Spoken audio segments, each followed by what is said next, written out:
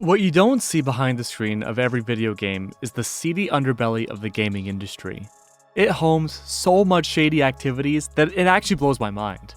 Caked of layers upon layers upon layers of politics, finances, schedules, boardroom meetings, you get the idea. But you don't care about any of that. You want the bottom of the barrel, the crustiest drama we can find, the seediest underbelly of the gaming industry. Believe it or not, there's a whole community dedicated to leaking information that we, the average Joe, were never supposed to know. They've broken countless laws to go into Nintendo servers and stole terabytes of data that we were never supposed to see. They busted into Nickelodeon servers just to hear the holy grail of SpongeBob swearing. The leaking industry is one of the most lucrative industries for the people chasing clout and attention.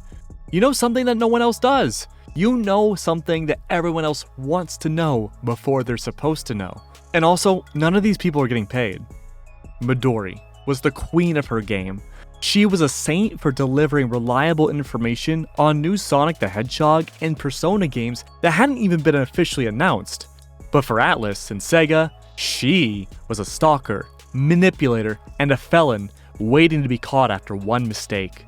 This formal-speaking Japanese woman risked her career and identity for sweaty gamer nerds who want to know a game will be revealed sometimes even just a few days before it's officially announced.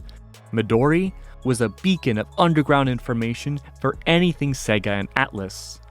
With only one mistake, a ripple effect that would crash down and destroy the entire manifestation of Midori. Everything about her was a lie. My name's Max, and I love weird things, and this is the wild story of who Midori really was. Gaming leaks are fascinating because they can come from anywhere. Many leaks will come from retail websites accidentally putting a game for sale too early, or a guy paid minimum wage to press the same button for 12 hours a day, then sends their footage to friends to look cool. Or marketing teams getting promotional material days before an announcement. And if you're like an actual dinosaur like Nintendo, sometimes you'll have people very illegally breaking into your servers and stealing builds of games because your servers were hacked by a 30-year-old Chinese Nintendo console. But that's a story for another day. These leaks have real consequences. People have hunted down the leakers and, taken them offline. Dude, the gaming industry has seen it all. Midori emerged sometime in late 2022, detailing various leaks from the Persona series. Now, I won't pretend that I'm a Persona-ologist because I've never played the games. Actually, I didn't even know Persona existed until Joker came out for Smash. And I still haven't played the games, or played Joker. But article after article citing Midori's tweets and her ever-snowballing flawless record continued to support any report she gave. No one knew how Midori was gathering her information. This is common among all notable leakers. Many of their sources work directly in the gaming industry. Journalists, who may have been given information off the book, or maybe an early copy of a game, or even raw footage of a game very early before the reveal. Sometimes, the leakers are data miners who scrape teeny bits of info from developer servers for things like codenames, code words, or anything they can, just for an ounce of information for clout. Sometimes, the sources are the developers themselves. I mean, look, everyone has an uncle that works for Nintendo, right? Real jobs. If a leak got out and was traced back to a developer, a journalist, or whoever originally leaked this info, it's not usually the leaker who publicizes the info that gets in trouble, it's the person who gave the information that gets f***ed. They could be fired, blacklisted, or, at worst, even face legal repercussions for their actions. And it's not like these guys are getting money for selling leaks, it's literally just for clout. But Midori was still thriving. The Persona series rose meteorically in popularity during the pandemic years, and with the possibility of Persona's newest game, Persona 6, possibly on the horizon, Midori put her name on the board with announcing the color of Persona 6. Colors are really important for this series because it's indicative of the major theme of the series. For example, blue for Persona 3 deals with grief and loss and morality. Midori leaking that 6's color being green exploded the gaming industry, and people were wondering what this elusive color could have meant. I know, right? Oh my god, it's green! And by September 2023, Midori was seemingly invincible. On the 30th, she had made a Discord account. Now, normally this wouldn't be noteworthy, but her follow-up would be legendary. Now picture this, a community of gamers who obsess and put so much energy into cataloging video game leaks. Who leaks what, who was right or wrong, and so on, would probably slobber over somebody like Midori, who they now know is a woman with a boyfriend. Yeah, it's weird. The whole industry's weird. The reveal would make Midori's numbers skyrocket, making her the most popular video game leaker of all time. And by the end of her run, she was well over 100,000 followers on Twitter. 2023 was a great year for Midori, but 2024 would prove to be her last. By mid-2024, Midori's leaks had begun to slow down. To the general audience, this really didn't mean a whole lot, and with a perfect track record up until now, Midori choosing very carefully what to leak and when made a lot of sense. Another leaker, who mainly focuses on Nintendo leaks, Pyroro, was very similar to Midori in having a spotless record, which, to be fair, which is funny because in the middle of writing this script, Pyroro got one thing wrong, his source got revealed, and then he shut down everything, so GG, unlucky for leakers. But one key difference that was very likely to lead to Midori's downfall was the never-ending chase for clout. And I think Screen, who was the one that found Midori's true identity, said it best. Tell me honestly that you think Midori only got big for the leaks. That is what made them big, I agree. But people also, enjoyed this character. People didn't just view Midori as a leaker at this point. People also viewed them as this, character. That's this person they liked interacting with on Twitter, right? That's how they built possibly the biggest following I've ever seen for a leaker online. This is higher than Pyoro's followers. It's insane. Midori's leaks slowing to a dribble was weird to the other leakers in the community, who often run in the same circles, trade secrets, and discuss many different things behind the scenes, including plenty of leaks well before they ever hit public. Some of these leaks, too, were never meant to hit the public at all. This is Zippo. He's generally regarded in the media as being one of the, quote, all-time greats in video game leaks. But Google searches and anyone with a remote understanding of this industry will know that he's one of the worst there is. Because he got almost every single thing he's ever leaked wrong. I guess he's failed his way up the leak ladder. What an accomplishment. It's hard to pinpoint the leaks Zippo had definitively gotten right. Most of his claims are so vague. He'll say things like, "There will be a new Mario game soon." Really? There will be a new 2D Mario game soon. No. And while the first part might be right, it's the smaller details and dates that were usually wrong. He's like the Mama Vaga of leaks. But in March of 2024, a rumor began circulating by Zippo on his blog that Sega was developing a full remake of Sonic Heroes. Now, the Sonic community is very scary dedicated to their fandom, and their love for the good games before interspecies romance is like crack to them. Unfortunately, Zippo seemingly twisted the info he was given and said that a remake was 100% surefire, 1000% definitely happening. But Midori had to clarify that it was still being decided on. The Sonic fanbase began to turn their backs on Midori.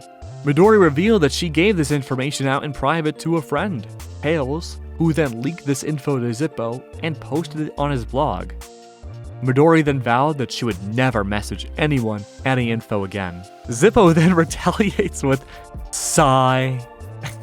Why? He would go on to say that he's claiming Midori believes either they have the same source, he knows one of her sources, or that Zippo straight up stole the information. I mean, yeah, all the information here is stolen. Later on that same exact day, Midori suddenly announced that she was retiring. She claimed that people were tracking her friends and asking very personal details on her identity. Until this point, all people really knew about Midori was that she was a seemingly Japanese woman working in the gaming industry. And that was the leading theory. Poor innocent woman being harassed by gamers forced her to run away. Look, their hearts are in the right place, but they couldn't be less right. Less than a day later though, she went back to leaking, albeit more generalized leaks outside of Sega and Atlas with far less success. But everything seemed to fizzle down for a few months. But what Midori didn't know, and what the rest of us didn't know either, was that she was already caught.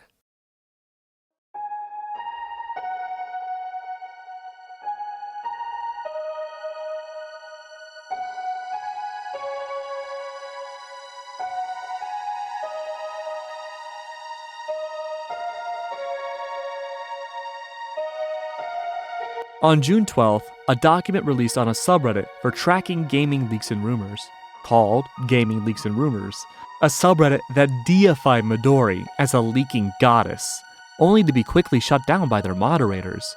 It's not known why the moderator shut down the document, but Tails, a smaller leaker and a friend of both Midori and Zippo, who was a centerfold of the Sonic Heroes drama, sniped the paste bin that was deleted. A throwaway account named Mike Camp of 3 different communities apparently found that Midori's information came from domain and server crawling and shoddy leaks being traded for real leaks. To this day, no one knows who Mike Camp is. Dude, this community is so fucking wild. One famous leak Midori shared was the codename of the new Nintendo Switch, called, right now, the Switch 2, by searching their servers and finding traces of the name. And again, I can't stress this enough. Midori's leaks were flawless because they came from internal Sega presentations between 2021 and 2023. These PowerPoints outline in detailed plans for upcoming games in big detail. The reason why Midori's leaks had slowed down originally was because they simply ran out of material from those presentations to leak. One of the things that came from those presentations was the Sonic Heroes leak, which tipped off to other leakers that Midori has never had an actual source inside of Sega and was only relying on these presentations. The fact that Midori would tweet during the earliest hours in the morning in Japan could have been coincidental, but the smoking gun was only found a day before that document's release. The undeniable proof of who Midori really was. A white kid from Chicago named Mystic Distance. Who? Mystic Distance attempted to make a name for themselves years earlier as a translator and an attempted leaker in the Persona games. Mystic's leaking career was a bumpy road to say the very least because they weren't that great at it. Besides some leaks straight up being wrong, Mystic co-signed the Grinch leak, the most famous fake leak in gaming history. Pretty much the TLDR is that there was a very convincing leak from Smash Ultimate that was allegedly from an art promotion factory that wasn't real. And I was a kid that fell for it too. I thought this was completely real.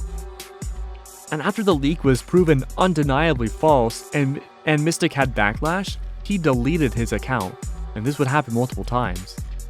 He also attempted to get into games journalism, so his real name is out there, and although it would technically be doxing if I said his name here, someone searched his name and found a news clip of him on the Chicago News after being stabbed in a robbery.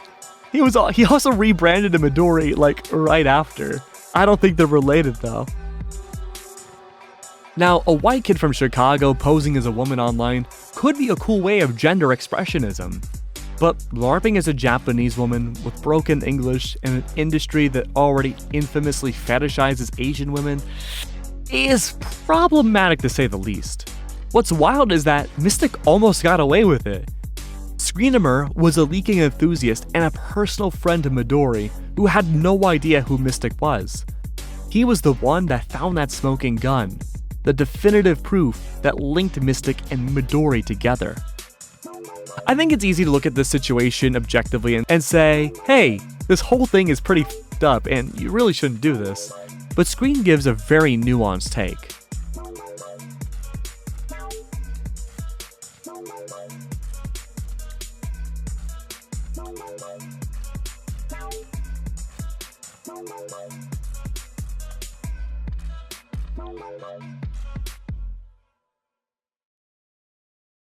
Themselves is pretending to be a Japanese woman, okay?